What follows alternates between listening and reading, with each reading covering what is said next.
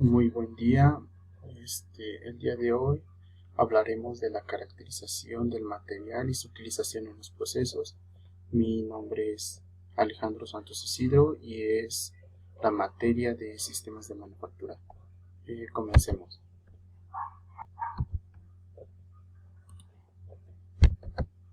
Para iniciar con este tema, ¿qué es la clasificación de los materiales? Bueno, la clasificación de los materiales es cómo se clasifican los diferentes tipos de materias primas que se utilizan en las industrias. En este caso son metales y no metales, pero dentro de estas clasificaciones también existen más ramificaciones de materias primas que son divididos por su forma, estructura química, compuestos, entre otras características. Entre las materias que son metales se encuentra el níquel, el cobre, el cromo, el zinc, el mercurio, entre otros. Y las que no son metales se encuentra el bromo, el yodo, azufre, fósforo, cloro, entre otros componentes.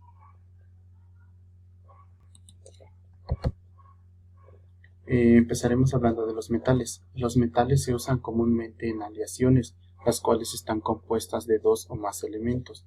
Normalmente las empresas o las industrias, cuando fabrican metales, siempre le agregan más componentes para agregarle propiedades a los materiales que van a producir. En este caso, los metales se dividen en dos partes, que son ferrosos y no ferrosos. Empezaremos con los metales ferrosos. Los metales ferrosos son aquellos que contienen hierro como elemento base. Pueden llevar pequeñas proporciones de otros componentes. Entre estos se encuentran la magnetita, la limonita, la siderita y hematites.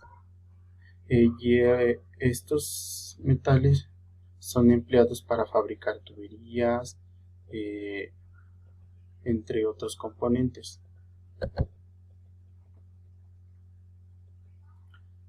Aquí les muestro una tabla en el cual se abordan los diferentes tipos de procesos que tiene los metales.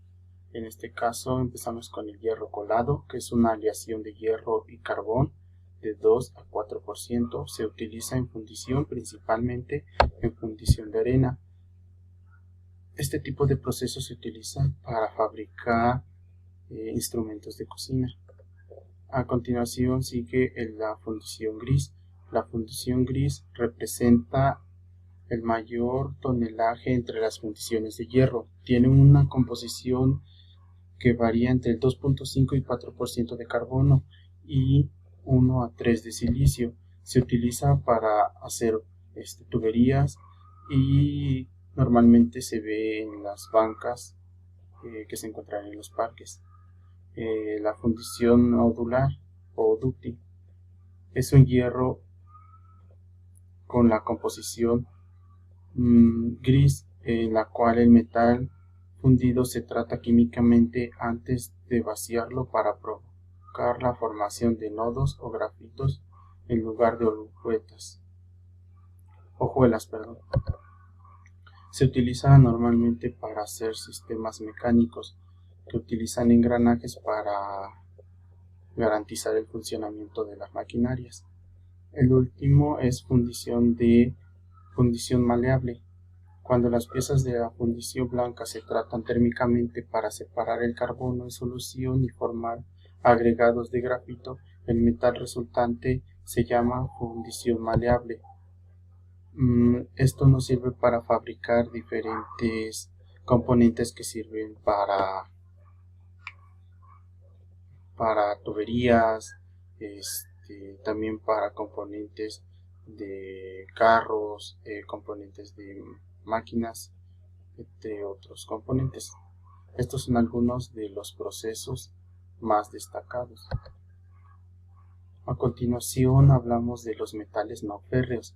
Los metales no ferrosos incluyen elementos metálicos y aleaciones que no se basan en el hierro. Los metales de ingeniería más importantes en el grupo de los no ferrosos son el aluminio, el cobre, el magnesio, el níquel, el titanio, el zinc y sus aleaciones.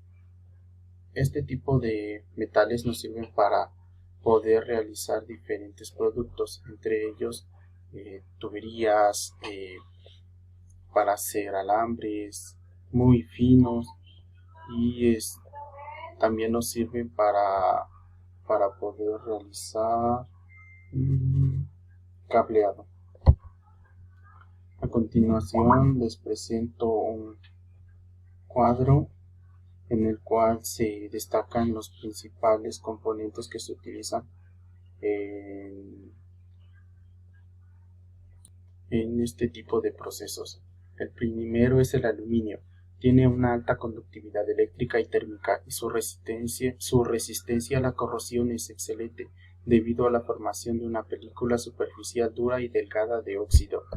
Un ejemplo de su aplicación en la industria es, por ejemplo, en latas de aluminio o en algún otro tipo de envase que requiera el uso de aluminio. También se puede utilizar en la cocina como cubierta para estufas. El siguiente es el magnesio. Es el más ligero de los materiales estructurales. Su gravedad específica es de 1.47. El magnesio y sus aleaciones se encuentran disponibles en ambas formas, forjadas y en fundición. Su funcionamiento es relativamente fácil. El magnesio es uno de los materiales más ligeros, es por eso que lo utilizan como base para realizar cámaras. En este caso podemos observar el ejemplo en el cual se realiza el armazón de una cámara utilizando magnesio. También lo podemos encontrar en medicamentos. El siguiente es el cobre.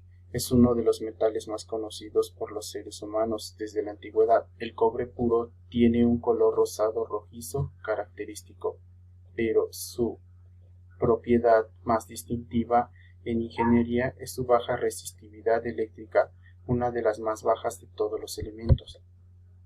El cobre normalmente nosotros lo conocemos o lo hemos visto en las monedas. El siguiente es el níquel. Es un elemento similar al hierro. En muchos aspectos es magnético y este es utilizado para hacer imanes que son aplicables para diferentes industrias o términos médicos también.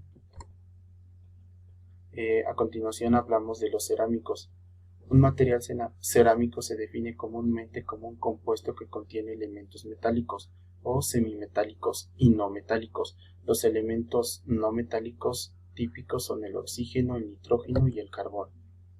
Algunos de los productos cerámicos que se pueden destacar es el barro, que ha sido uno de los componentes de la antigüedad que conocemos. También se utiliza en azulejos, se utiliza en la fabricación de ladrillos y alfarería.